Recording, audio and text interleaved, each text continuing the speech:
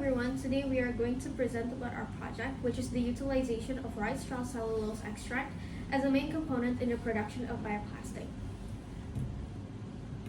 First, we are going to talk about the background. What is climate change? It is the shift in temperature and weather patterns for a period of time. In the past, it is usually caused by nature. However, now, it is oftenly caused by human activities, and it would also negatively impact humans, animals, and also the environment. Next is greenhouse gas, which are gases that trap heat, which increases the Earth's temperature, which is a greenhouse effect when increasing heat on Earth is caused by greenhouse gases. The increasing heat on Earth would also lead to negative impacts increasing. Next is plastic. The increasing plastic waste would also affect climate change, as plastics are really hard to degrade. Scientists even estimate that in 2050, the emission of greenhouse gases because of plastic would reach 56 gigaton. The making of plastic is also negative, as there is a ton of fossil fuels, and also because of the use of electricity, there is a lot of release of gas. Last is rice. The making of rice is negative, as it would release greenhouse gases into the air. After rice is made, there would be a lot of rice straws that are burnt by farmers, which would release greenhouse gases. And the burning rice residue will also not be cleaned by the farmers, which would release gas and matter into the air. Because of that, we would like to propose a solution, which is to make plastic bag out of food waste by using rice straws that contain cellulose and starch, which is what you need to make plastic, and it would decrease the problems of plastic and rice. We have 3 research questions. First, which method can be used to make bioplastic from rice straw? Second, what is the quality of bioplastics that are made from rice straw? And third, how can we use the products, such as food packagings, plastic bag, and more? So now we're going to move on to the purpose of our experiment. So first, we want to find the method to make bioplastic from wasted rice straw, and we want to measure the quality of bioplastic from wasted rice straw. So now we have to scope the problem. So for the product, we have a plastic bag, and food waste, we have rice straw, and for method, we have identification and bioplastic synthesis.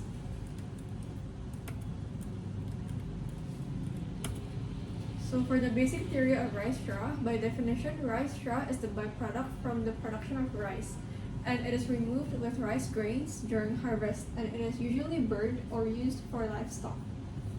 And rice straw has several components, one of them being cellulose, which is a natural polymer. And polymer is what is present in plastic. That's why the cellulose of rice straw can substitute the polymer that is present in plastic. And it also has hemicellulose and lignin, which can strengthen the bioplastic.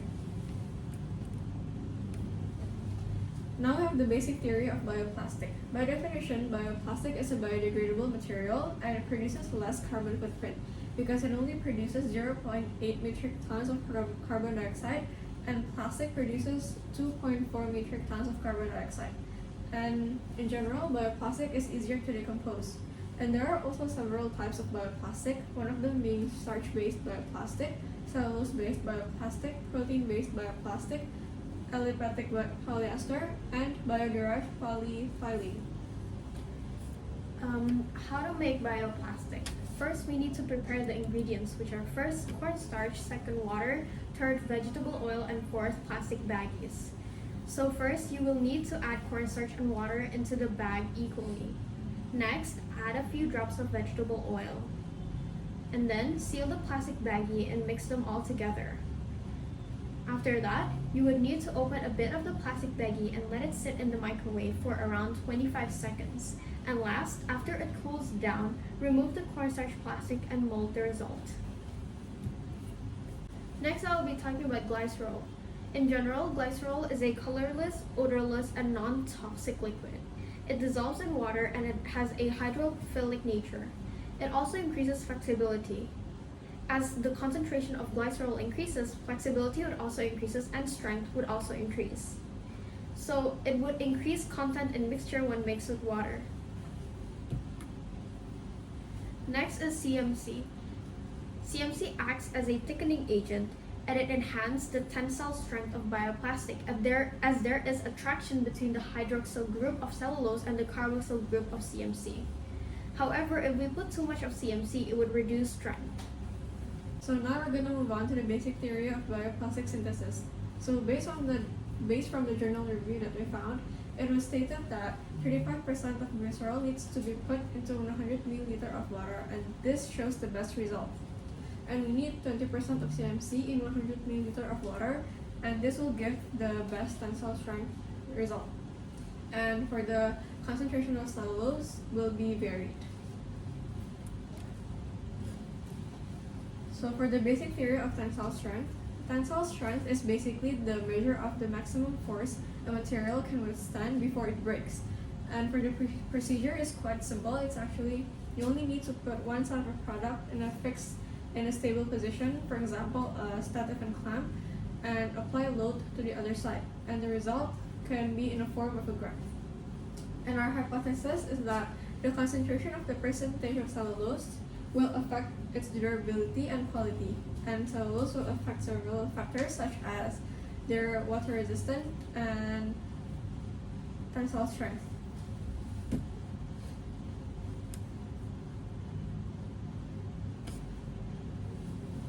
So for the methodology that we used, we will use qualitative as an experiment to make the product that is conducted. And for the variables, we have independent variable, which will be the concentration of cellulose, which will be between 1, 2, and 4 grams.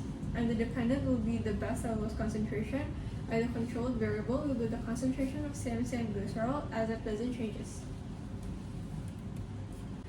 Next, I'll be talking about the research procedure. First, we would start by extracting the cellulose, which would start with the sample preparation. First, wash the rice straw and dry. Second, ground the rice straws to produce rice straw powder. And last, sift the rice straws to remove coarse solids. Second is the delignification process. First, put 10 grams of rice straw powder in a 250 milliliter beaker. Second, add 100 milliliter of an alcohol, which is 12%. Next, heat the mixture at 80 degrees for 3 hours and stir. And last, filter mixture. Wash with distilled water until it reaches a neutral pH. Next is bleaching. First, put residue in 250 milliliter beaker. Second, add 2.5% of 100 milliliter NaOHL solution. Next, heat the solution at 80 degrees for an hour. Next, filter and wash until it reaches a neutral pH. And last, leave the solution for 1 hour. The next step is bioplastic synthesis. First, take the 1, 2, and 4 grams of cellulose and mix it with 100 milliliter of distilled water. Next, add 35 milliliter of glycerol and 20% CMC solution. Then, filter the solution, and last, mold the solution in plastic wrapped ceramic and dry it in room temperature for 24 hours. These are the pictures of our experiment. So now we're going to move on to the analysis. So the analysis that we made first was about tensile strength. So from the graph, you can see that the tensile strength increases as the cellulose content increases.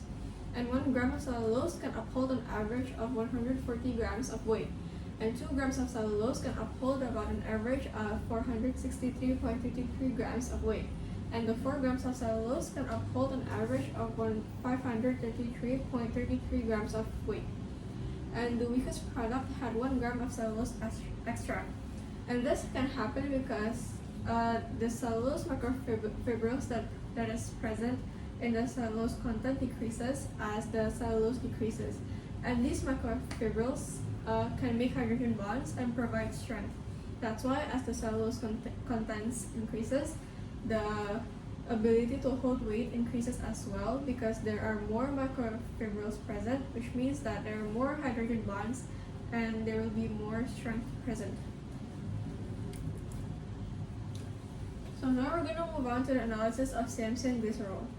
So based on the journal review, the expected ideal CMC and glycerol concentration was 20 grams of cellulose per 100 milliliter of water and 35 milliliter of glycerol per 100 milliliter of water.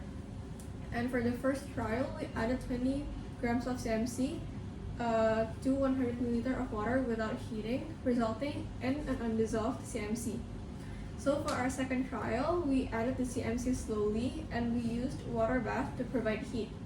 The purpose of heat is to trigger the particles so that it can move and cause the CMC to dissolve.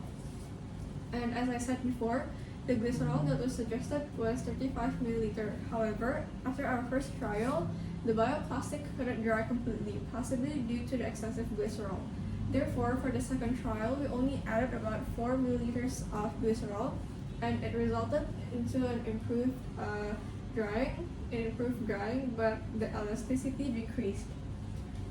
And therefore, we concluded that the ideal glycerol content should be around 4 milliliters, and the CMC content should be in 20 grams, however, should be poured slowly. So now we're going to move on to the water test. In the first part of the water test, we submerged all concentration of bioplastic in water, and within 30 minutes, all of the concentration of bioplastic has dissolved, and this means that they are biodegradable. However, we did a second test where we only put 1 drop of water into each concentration of bioplastic. The result was 2 grams have the best resistant because when pH decreases, acidity increases. And when acidity increases, they will become more corrosive and they become more reactive to water. Therefore, the 4 grams is the least resistant and the 1 grams is the most resistant. So the conclusion is that the bioplastic with 2 grams is the best overall, as in the tensile strength test and also the water test. However, the 4-gram bioplastic is the strongest and could withstand the most weight during the tensile strength. Our suggestion is that first, find an extracting method that would extract more cellulose as we had very little cellulose. And last, find another method that makes the plastic more resistant but can withstand more weight. Thank you for listening to our presentation.